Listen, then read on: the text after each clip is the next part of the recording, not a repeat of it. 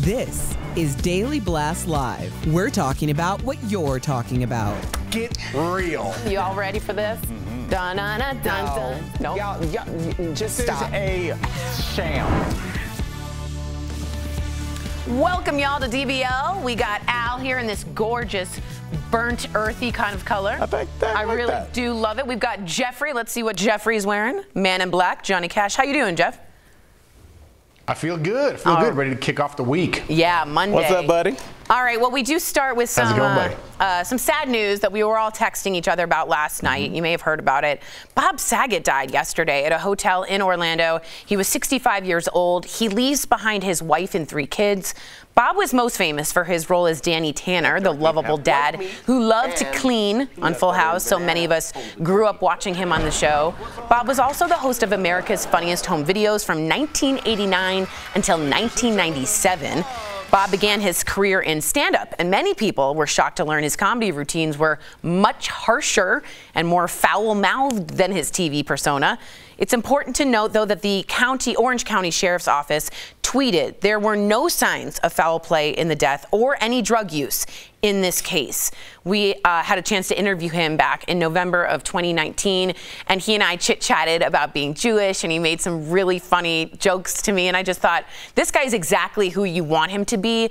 Everyone seems to have said he was a really nice guy. Al, you know people and you've met him. Was he that guy? He absolutely was that guy. You know, I was talking to comics, obviously, last night, Jeff, some that had worked with Bob as recently as the last couple weeks. Even the last tweet that he sent out to that comic, Tim Wilkins, I've known Tim. I started my career in Florida. I've known Tim for as long as I've ever been doing stand-up. So everybody that's met him, worked with him, I've worked with him a few times years ago. He was just a super nice guy. And Jeff, really quickly, I wanted to say this. A lot of people were like, including myself, were wanting to know about the drugs and the alcohol and, you know, when somebody's found dead in a hotel. And the fact that we didn't find any of that, I was like, well, why did I care? Why would that matter? A man has passed away. And it's because I think, like, secretly there's a part of us that wants to have a reason for somebody this seemingly wonderful to just leave us. And sometimes it's just random and it's terrible. Jeff, what do you think?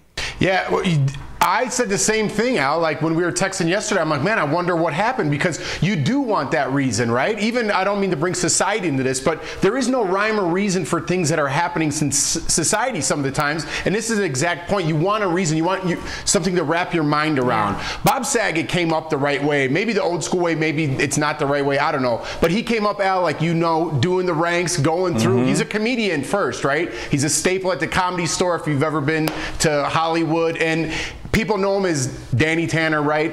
America's Funniest Home Videos. But man, did we lose some great ones already, and we're just starting 2022, you know? I know. And he was the narrator, Jeff, in How I Met Your Mother, which also was a really big pop culture moment for TV. So he never stopped with TV. He was just always there.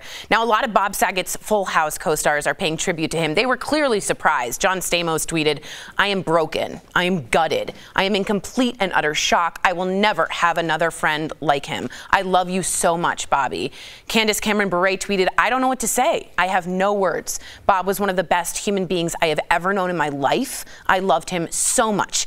And Andrea Barber, who played Kimmy Gibbler on Full House, posted this photo on Instagram saying, "Rest well, my dear friend. I have no doubt you are making everyone in heaven laugh until their cheeks hurt, just as you did here on Earth." And Jeff, I was talking to Al earlier. I think it means something else when your co-hosts say that. Not just, oh, they led a good life, but like, no, this person touched me. This person was deeply important to me as a human being. What do you think?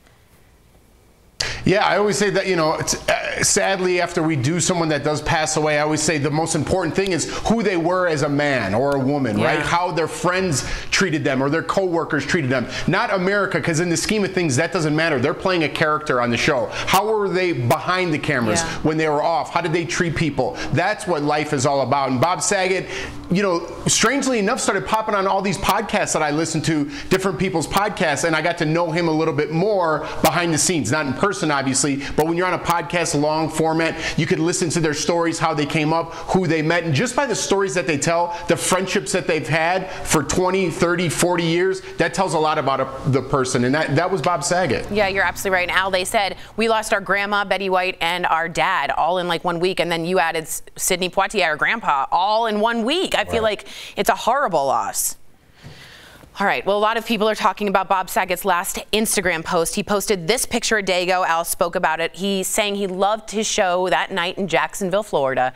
He commented that the audience was really nice and positive and that he loved every moment of being back on stage. And check out this post by Bob's wife, Kelly Rizzo. It was their last post together, and it was showing all of the fun the two had over the past year. Yeah. Does it make you appreciate life? I mean, it makes me, I'm like, oh my God, take every second and really be grateful for it. That's how I get it. I mean, it seems cliche, but it's a cliche for a reason. It's because people don't do it. And Jeff, as I watched that montage of he and his wife, Bob Saget was an extremely wealthy man. He had syndication money from the 90s, so he didn't have to work. But yet, where was he? He was performing. He was on the road. He was doing what he loved. I read into his life. He gave to a lot of charities. And Jeff, I think he's a living embodiment of what you talk about being positive and going out and doing what you want with your time. He could have sat at home, had a martini at 10 a.m. and had that kind of life, but he didn't want that. He wanted to be impactful. So what a life. He will be missed.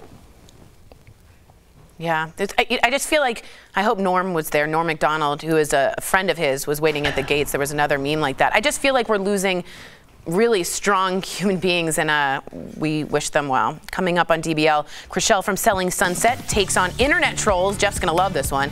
What she's saying to the people who get annoyed by her personality. Plus the Golden Globes that no one could watch. Did your favorite movies and shows win big during last night's untelevised event? Did you even know what was on? Turkey, half dark meat, half white meat, and peanut butter and banana. Hold the turkey.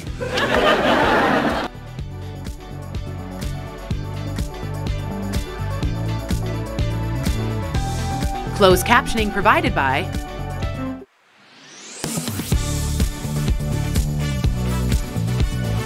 Okay, we are on 2 minutes early. So what happened is in your ear you get 2 minutes and you get 2 minutes to talk, but we were done talking. 2 minutes? I didn't hear it. Yeah, but she was like, rap when you can, when you need to. Mm-hmm. We'll come up with it. Timing is a really hard thing on live shows, so just so you know, it's not always perfect. We're not Michelle Kwan skating beautifully. Well, I mean, the bigger question is, I brought Smurf, who's holding our camera, that we appreciate you. I got you a sparkling water flavor. How'd you feel about it? Really? Yes? What was the flavor? It was a beach plum. A beach plum. I saw that at Sprouts. Did you? Why is everyone into these? Everybody needs to understand there's a secret underground market of people that are into I know sparkling Allie waters. Dubrow, our boss's daughter, just had the beach plum and posted it. My question is this: doesn't it taste like the flavor is almost there? No, it's the essence of flavor. There. It's you know, when I stopped drinking, I didn't want to drink anymore, but having a sparkling water gave me because I used to drink vodka tonics. I'm aware. It kind of gives the bubbly feeling of that. Yeah. So then I just kind of got into the flavors of it. Got it. But some have more flavors, like the Spindrift, but they've got a few calories. But LaCroix, is that how you say it? Mm-hmm. To me, it's always like someone just yelled peach like from across the room. I never. I was a Diet Coke fan, and I just still get the buzz. The buzz for the bubbles. That makes sense. Yeah, you just gotta. What's your favorite fizzy water one? Well, it's crazy because it used to just be LaCroix, and they ran the marketplace. Yeah. And then I think they slacked up a little bit because they didn't have a Pepsi to their Coke. They sure didn't. And then here comes Bubbly, Spindrift. Which one do I? There's Does Truly have a non? Aha, which I like. Aha has caffeine. A lot of them have caffeine in them. Really? So yeah, and so for the morning, flavors. like you drink it like coffee? It's not. I don't think it has as much as coffee, but I mean, it's definitely you feel it. This is a real big industry. Topo Chico, which is hard to find, but sorry for the sparkling water talk, but yes.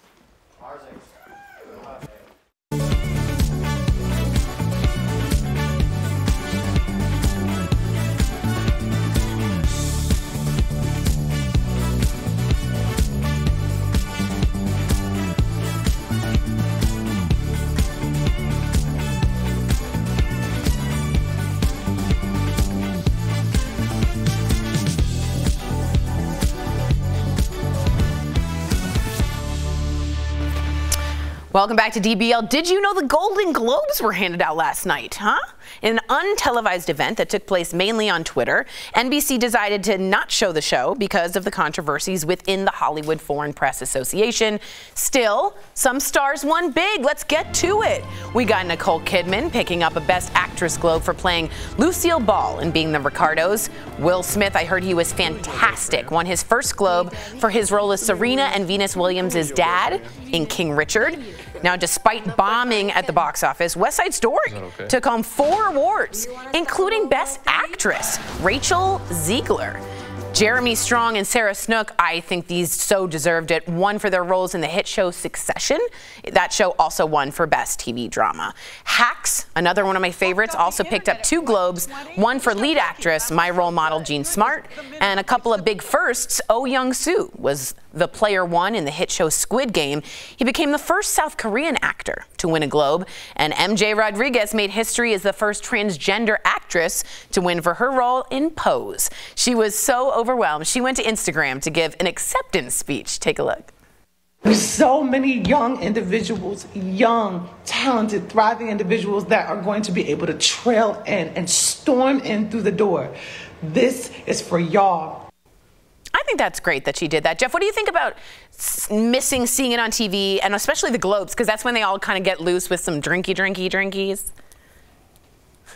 Yeah, I didn't miss it at all, to be honest with you, and I don't think America did either. It's just we're living in a weird time right now where society is pushing back so hard. And even if you win a Golden Globe, I don't mean to bring it here, I want to keep it positive, but it's like they're not airing because they don't have enough diversity. So on the flip coin to that, if they're giving away awards to diverse people, how would you feel if you won one of those awards? Would you feel like you didn't really earn it and they're just giving you one because they need to be more diverse as an academy? Do you see what I'm saying? It's kind of weird now. Like, is it just tokenism? Am I just getting this to make you guys look better? What do you think about that, Al? I mean, I definitely see what you guys are saying, but in terms of tokenism, I don't know. Like, when you look at Squid Game, you could just take the temperature of the population. Everybody was watching it. True. Everybody was talking about it. I've heard people talking about King Richard. I've heard people talking about Pose. I watched Pose for a couple episodes, couldn't get through it, cried through the first 3. I was like, I can't do this by myself.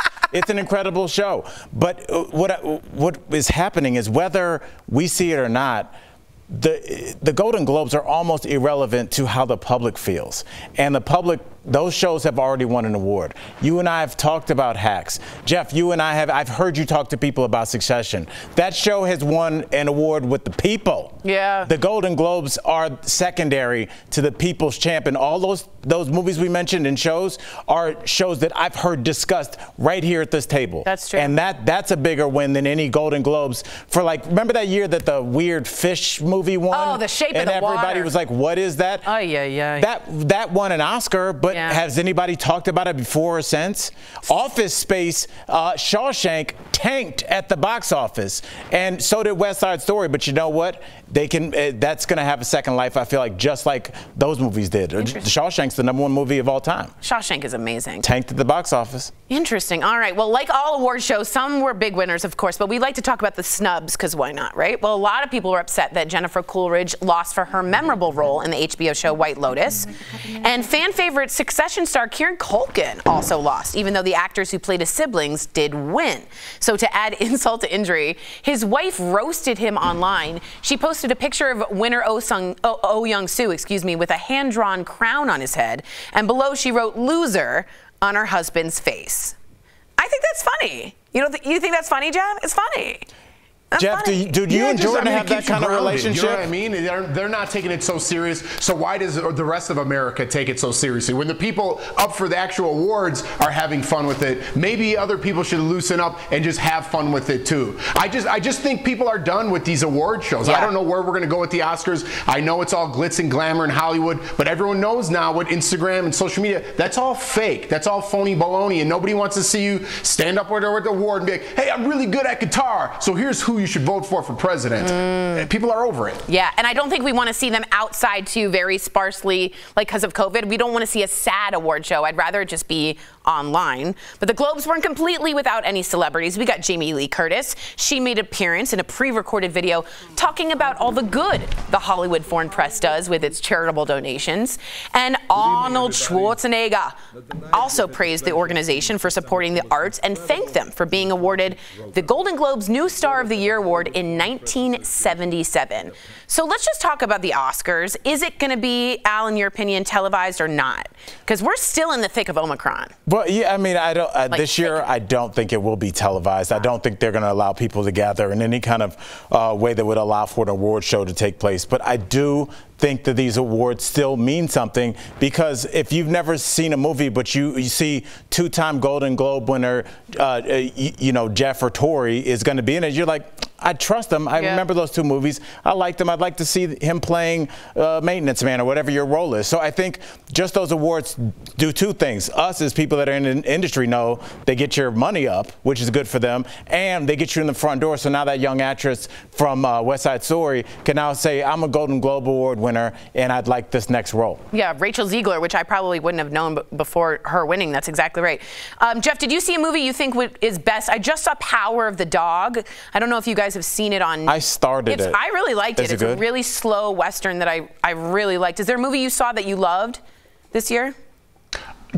I think Don't Look Up is the movie. Yes. I mean, we're a couple weeks into the new year, but Don't Look Up is so poetic for where we are as a society right now. I agree. What a good allegory it was. Coming up on DBL, would you ever change your personality if someone told you they didn't like it? Chrishell from Selling Sunset has something to say to the haters. We all know that movement is like medicine, but getting the movement you need. We got an email from a viewer, Candace Moore, which says in part, quote, "My son is going through puberty and he will turn 12 years old in March. Should he wait until his birthday to get the adult COVID vaccine dosage?" Our sources are the CDC and Dr. Natasha Bouillon with One Medical. The CDC currently recommends that children over the age of 5 get vaccinated, with a smaller dose for those kids under the age of 12. But should you wait if you're like Candace Moore and have a child approaching that 12th birthday?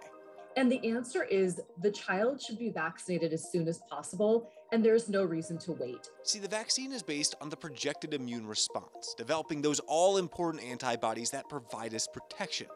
Bouillon says getting the shot helps your kid get that protection earlier, and it also may make it easier on them for another reason: side effects. With the lower dose of the 10 micrograms for children, we do end up seeing less side effects in children. So we can verify that even if your child is about to turn 12, don't wait. Getting vaccinated now will get them protected earlier and may lead to fewer side effects. You know, my basic take-home message to parents is make sure that you get your child vaccinated as soon as possible, and to get the dosing that's appropriate for their age at that time. Don't miss a day of DBL. Bold debates. That's absurd. Their whole brand is sharing their luxurious lifestyle. Get off social media. I'm done with these stupid arguments. Hot celebs, but I ain't scared of no go. That's right. Absolutely. We're like this all the time. Yeah. I can tell she was feeling something. I'm here for it. And all the laughs. Well, you yelled at me to kick the show off, so I won't be laughing anymore. DBL's all new every day.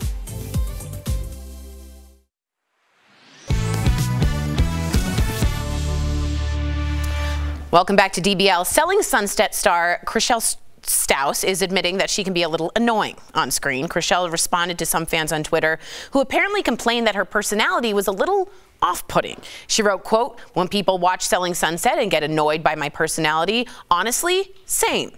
I think years of auditioning clicks a weird part of my brain when speaking to camera to be on, and I'm working on it. But girl, just relax. By the time we're canceled, I'll get it." I have a lot to say about this. Talk to me. Okay. I watched Selling Sunset, and I really like Chrishell. And I didn't think she did anything wrong at all. In fact, she's my favorite. And I've been a person in the past, I'm turning 40 in 2 days, that really changed their personality for what people wanted. And it only was about the last 5 years that I've stopped doing that. And I feel for those people because it is not easy to assert yourself when you've lost all of your agency, which is what happens when you have no sort of self-esteem of your own. So I thought she brought this question to the table, and it's a really good question. Do you blend in with what you are supposed to be like, or do you stand out on your own? Jeff, what do you think? First of all, in Chrishell's case, I don't think she needs to answer anything. She needs to be who she is. If she feels that way, she doesn't owe an explanation to anybody out there other than herself, her friends, and her family. So the explanation I don't like. I get where she's coming from, and I get where you're coming from, Tori, because I think everyone kind of feels that way, whether they're on television or not. If they're at a party or a social event, they try to fit in, and it might not be who they are, but they're trying to fit into the crowd. That's who we are as humans, right? We try to adapt to our surroundings, whether we're from the city, the country, the inner city, the mountains. We all grew up differently, but yet with social media, again, seems to be the motto of 2022 for me. It brings us all together, and we all have to have the right answer for everybody. That's never going to happen. Start appealing to the people that love you, that care about you, respect them, and they'll respect you back. That's all you need to care about. Jeff's like turning into a social media Buddha. I really like it. Al, what do you think about that? That's fair.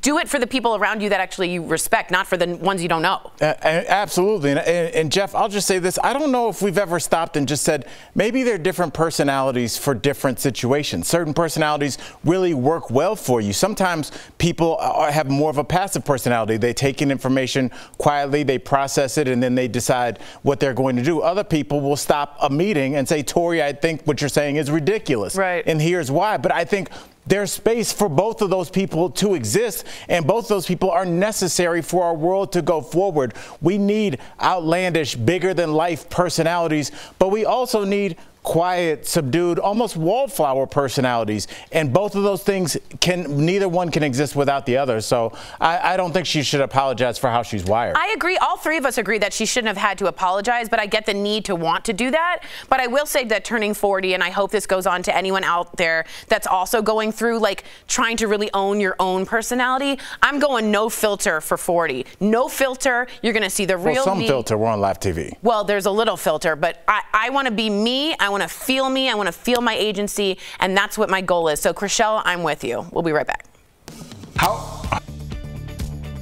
Promotional consideration is brought to you by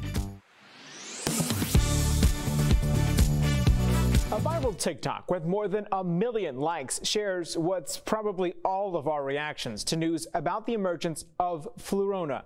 This is the nickname for when someone has both the flu and COVID-19 at the same time.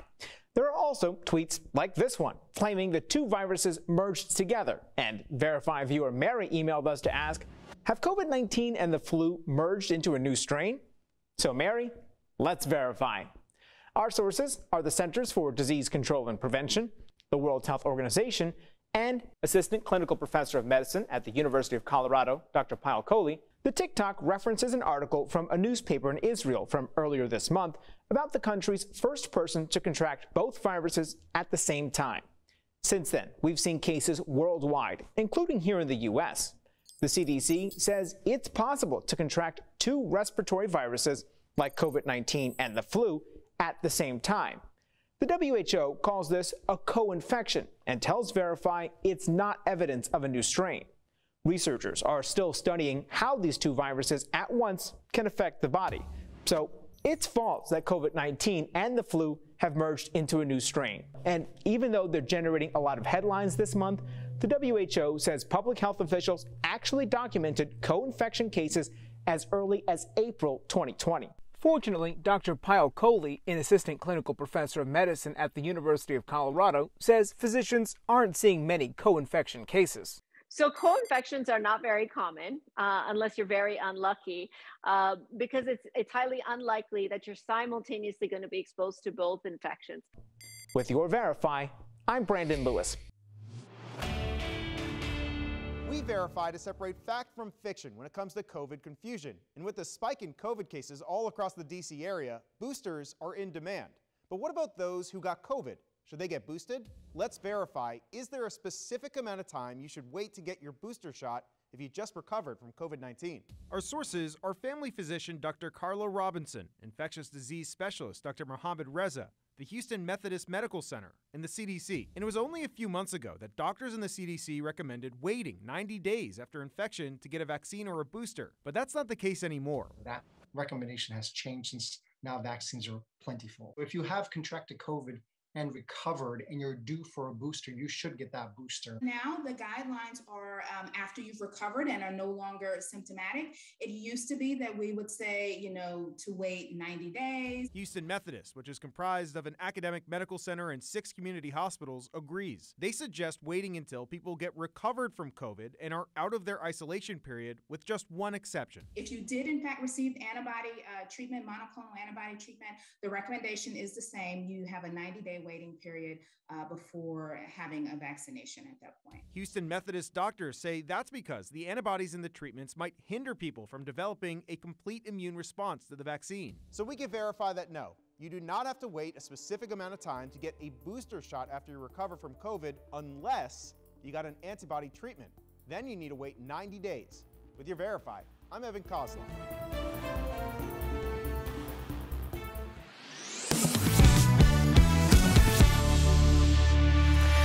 Welcome back to DBL. Jeff, I cut you off, and I wanted to know what you were going to say about what you were about to say. It was going to be an insult, and I need to hear it.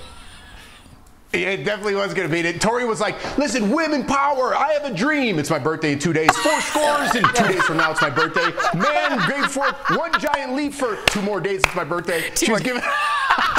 You know why? She's trying to incorporate women power and the struggles that she had as a child into 2 days from now. It's my birthday, y'all. It's called reaching, Jeff. Let her do it. Yeah, reaching with both hands. It's both hands, and I'm not ashamed because COVID. It's gonna be a very sad, lonely 40th because there's not gonna be any friends around. Well, if you approach it with that attitude. Okay, I'm sorry. Before we go, Mark Tori, Wahlberg were there gonna be friends around anyways? There were in my head. Okay. Before we go, Mark Wahlberg is showing his softer side. He recently posted a video joking about working out with his daughter's boyfriend, who he actually likes. Take a look. All right, I used to work out to keep the boys away from my girls, and now I'm working out with the boyfriend. Imagine that. Self-made. Would you not be so intimidated to do reps next to Marky Mark? No, Jeff, Man, what do you think? I would feel so cool. Oh, you would? I would feel cool, right? I'd be more inclined to I don't know. That would be a big plus if I was dating someone and Mark Wahlberg was their dad. Let's just say that. That's not a minus. Well, would you not be intimidated? Taking it away from Mark Wahlberg, a lot of men look up to him, and there's been this thing going on with men for a long time. And you see T-shirts that say, "I got 2 things: a daughter and a shotgun and a shovel," or something like that. And it's a funny thing, Jeff, because it's like, "Oh, I'll kill you if you date my daughter." But I was always like, "Is that good?" So you don't want anybody to date your daughter, so she gets no experience in picking partners, going through relationships, ups and downs, figuring out who's going to treat her right because dad won't let her get close to anybody. I think that's so strange. So I do want to, even though I'm talking a bunch of what right now, Jeff, when somebody dates my daughter, I'm not gonna love it, but I'm gonna fake it. How are you really gonna feel? Because I am gonna fake it and just make him part of the family. I want him to feel like he's part of it and to treat my daughter well like you would anybody else in this family. Good for you. Guys, my birthday is in 2 days. DBL's new every day, 2 days. We'll be back tomorrow. Same time, same place, 2 days. Bye.